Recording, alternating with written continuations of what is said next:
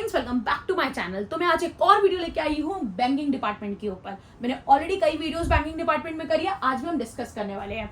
तो banking department जो एक बहुत ही ब्रॉड डिपार्टमेंट है, उसमें ये नहीं कि एक या दो तरीके की जॉब्स है।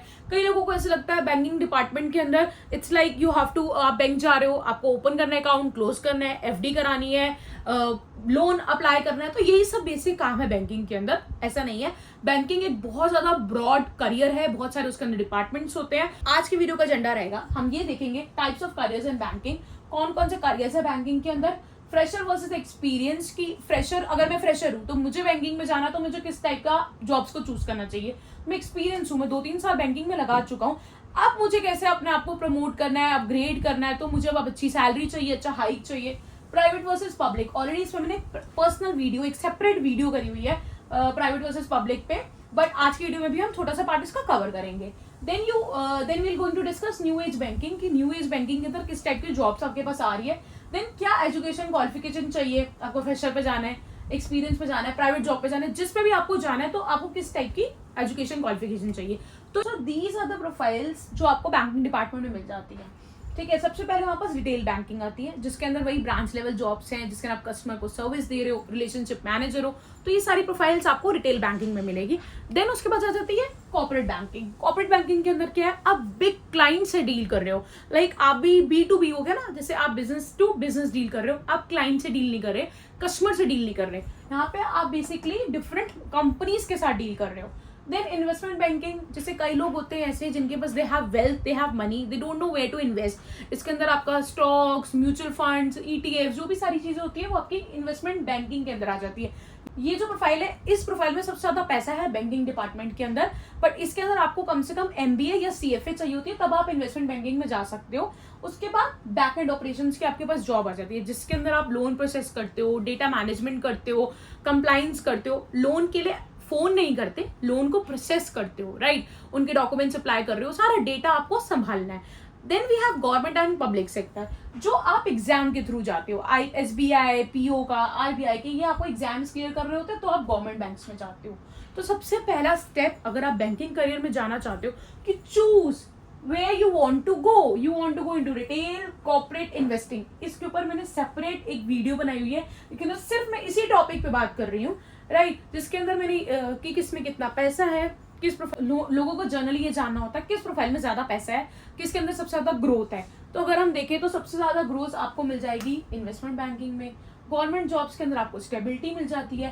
बैक एंड ऑपरेशंस और रिटेल बैंकिंग के अंदर जॉब्स तो बहुत है, पर उतनी ज्यादा सैलरी के पैकेजेस नहीं होते। कॉर्पोरेट बैंकिंग के अंदर भी आपको जॉब भी अच्छी है, सैलरी भी अच्छी है। Corporate banking is also, corporate banking भी अच्छा एक पे चेक, कॉर्पोरेट बैंकिंग में एक अच्छा पे चेक देता है। इन्वेस्टमेंट बैंकिंग तो बहुत अच्छा पे चेक देता है आपको। ये रिटेल बैंकिंग और बैक एंड ऑपरेशंस में आपको कुछ टाइम बाद स्टक हो जाते हो, फिर आप क्या कर सकते हो, आपने 2-3-4 साल काम कर लिया, उसके बाद 2-3-4 साल आपने काम कर लिया, उसके बाद आप अलग कोर्सेज कर सकते हो और इसके अंदर आप प्रमोशंस ले सकते हो और किसी और प्रोफाइल में जंप हो सकते हो। तो ये बैक एंड ऑपरेशंस और रिटेल बैंकिंग में हमारे पास ये हो गया।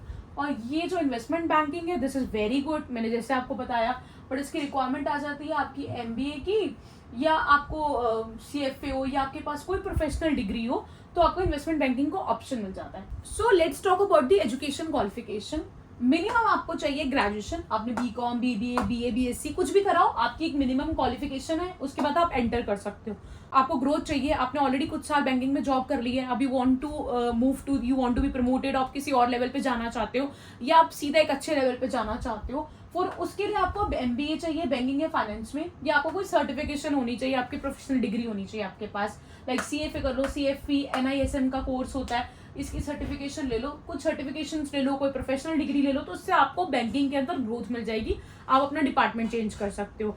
अगर आप चाहते हो कि मुझे पब्लिक में जाना है, जैसे मैंने बताया पब्लिक सेक्टर का तो अपने ही एग्जाम्स है, आप PO का एग्जाम दे सकते हो, PO का एग्जाम दे सकते हो, SBI PO का एग्जाम दे सकते हो, उसके बाद फिर RBI का एग्जाम होता है, RBI ग्रेड का, तो ये सब एग्जाम देके आप पब्लिक सेक्टर में जा सकते हो, जिसके अंदर काफी टाइम लगता है एग्जाम क्लियर करने के अंदर।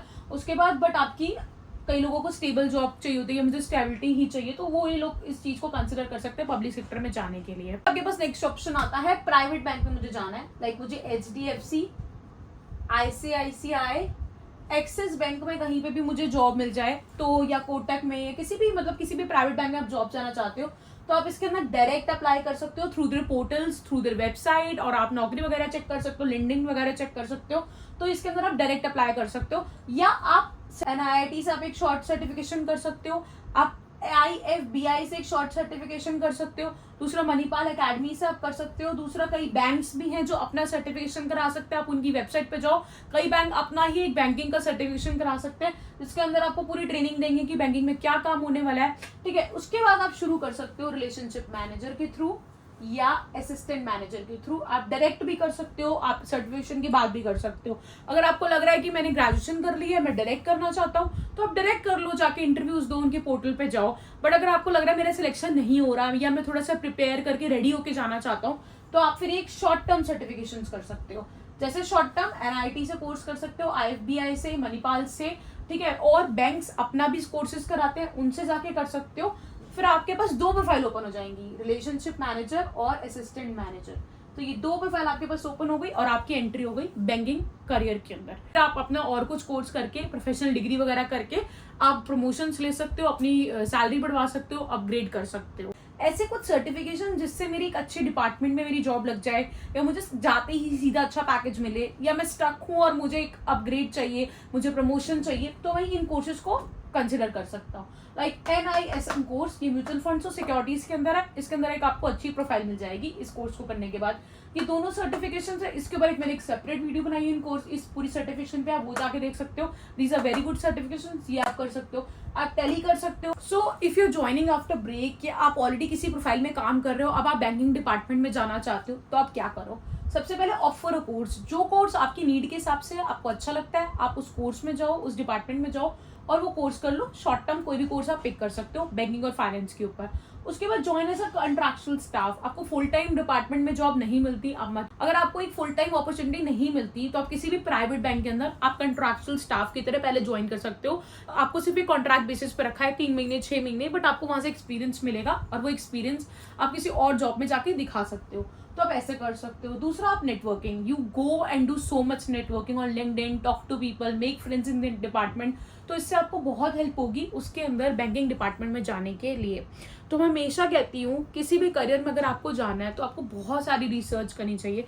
Without any research don't go in any department. साल 2 साल बाद आपको काम करने के लिए लगा कि this department is not for me. बहुत सारे लोगों के साथ होता है, हर डिपार्टमेंट में होता है, तो उनको नहीं मजा आता, उनको लगता है this profile is not for me. इससे अच्छा पहले आप अपनी रिसर्च करो, काम को समझो, समझ आता है काम तो उस डिपार्टमेंट में जाओ, नहीं तो you can choose another department according to your interest.